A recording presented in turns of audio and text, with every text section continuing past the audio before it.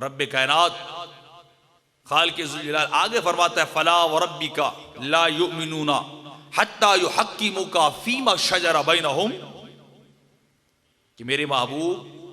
ये कोई भी उतनी देर तक साहिब ईमान नहीं हो सकता जितनी देर तक अपने मामलात में आपको हाकिम और फैसल ना मान ले। आपके किए हुए फैसलों को मिन्नोन बगैर चूनो चरा के, बगैर हीलो हुज्जत के, बगैर दिल के अंदर कोई ख्याल लाए कि जब तक वो अपनी गर्दन इताअत को नहीं झुका देंगे आपके फैसलों के सामने,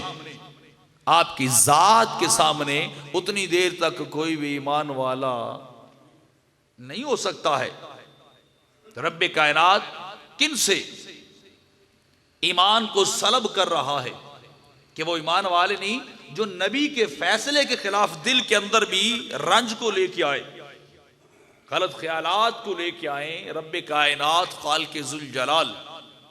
मालिक जल्ला वाला उनसे ईमान को छीन रहा है,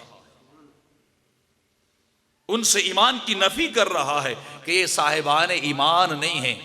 बारी ताला ईमान वाले कौन होंगे, ईमान कामिल कब नसीब होगा